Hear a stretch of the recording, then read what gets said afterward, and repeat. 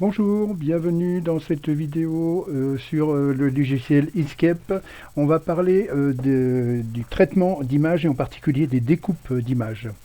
Le souci quand on a des images et qu'on veut les graver, c'est de pouvoir obtenir la forme que l'on souhaite. Inkscape est parfaitement adapté à ce genre de choses. On va le voir immédiatement. Donc, je vais prendre une photo.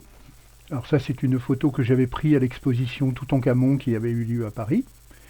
Donc je vais placer cette photo là.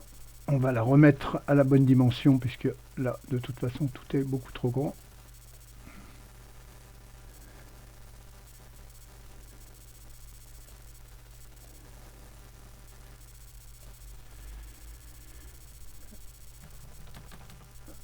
Voilà, je veux isoler cette partie au centre. Donc, comment faire?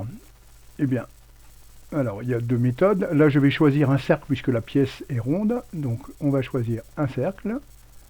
On va tracer un cercle. Alors, on appuie sur CTRL si on veut un cercle parfait. Voilà.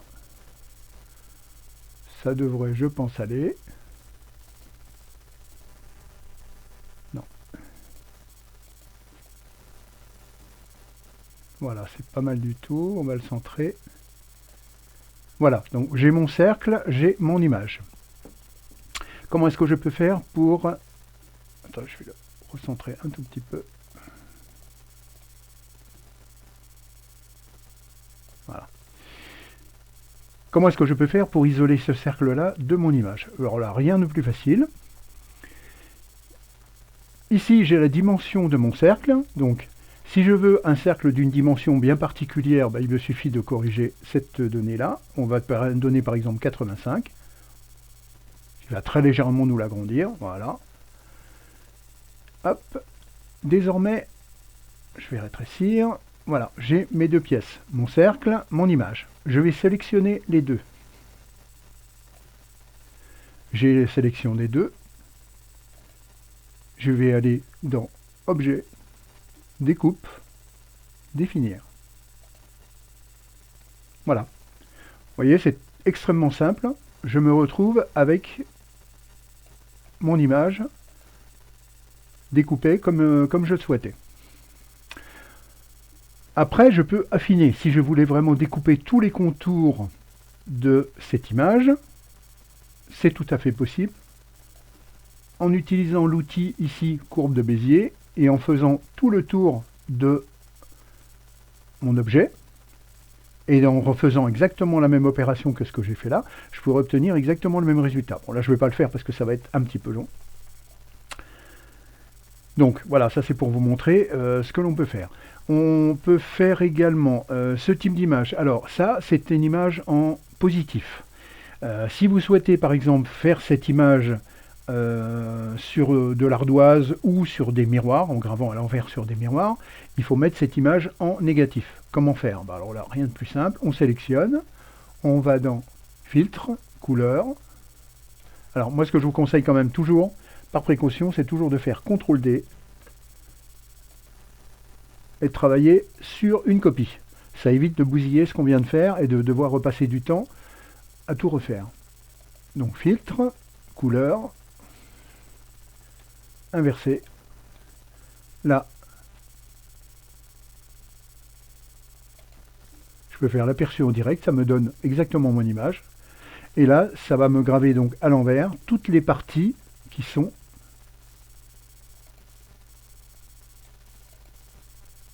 On peut voir qu'effectivement, vous voyez, en inversant la luminosité, en inversant, on peut obtenir des effets, inverser la teinte, ou inverser. Après, c'est ensuite moi qui décide. Là, ici, vous avez transparence de la lumière. Vous voyez que on peut parvenir, par exemple, à là. Je peux parvenir à quasiment avoir un fond qui n'est quasiment plus existant. Ça peut être intéressant, effectivement, parce que ça va faire vraiment ressortir toute ma gravure.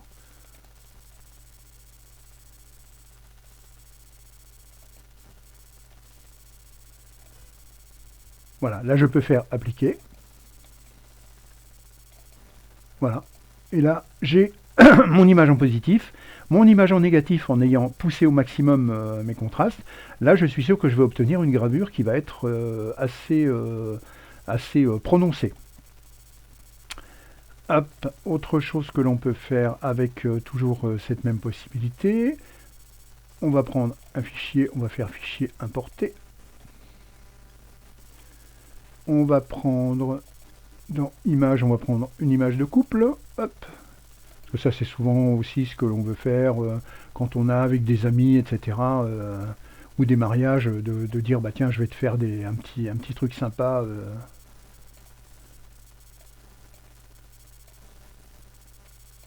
Voilà. On va faire la même chose.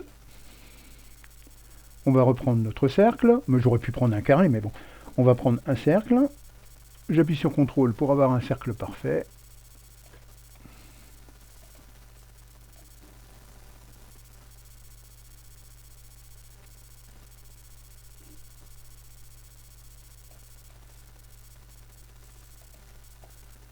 Je sélectionne mes deux pièces. Je vais faire dans Objet, Découpe, Définir. Voilà, j'obtiens ma gravure. Là, il y a d'autres choses que je peux faire. Je peux très bien faire des déformations. Vous voyez qu'il y a tout un tas de possibilités de faire des déformations d'image, effets d'image, détection des bords, grain photo. Grain photo, ça peut donner des effets aussi assez sympas. Bon, l'avantage, c'est que là, voilà, on peut faire toujours annuler. C'est pareil, hein, moi je vous conseille toujours, moi je fais toujours ça, CTRL D, hop, vous faites une copie, vous travaillez sur la copie. Si jamais il y a un souci, au moins il vous reste l'original pour ne pas avoir...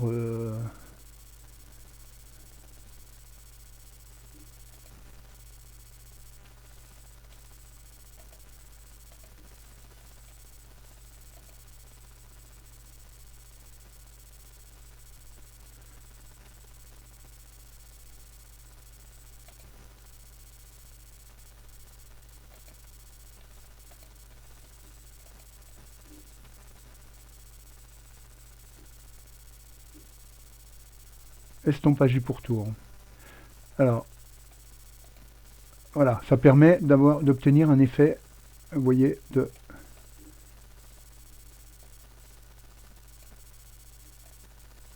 un petit peu de flou.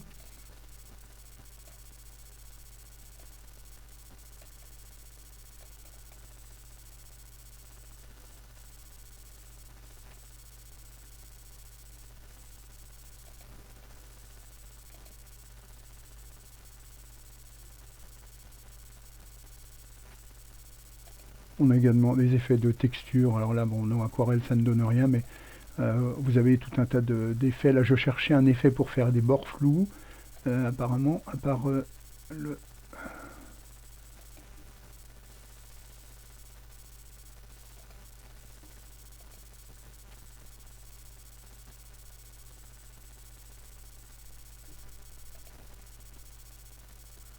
Contour, on arrête.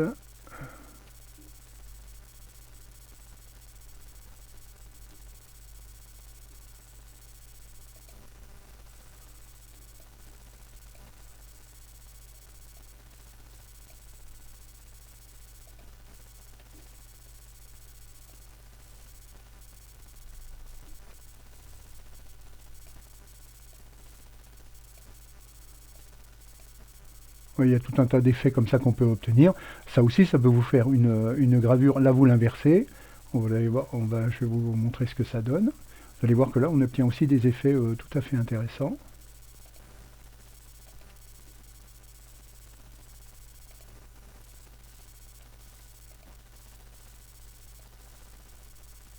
Voilà, on obtient ce type d'effet qui peut être aussi des choses très intéressantes.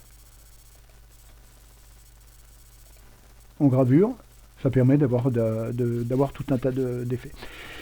Voilà, je vais vous laisser là-dessus. On se retrouve pour une prochaine vidéo. Et puis n'hésitez pas à me dire ce que vous pensez de mes vidéos. S'il y a des choses à améliorer, je le ferai.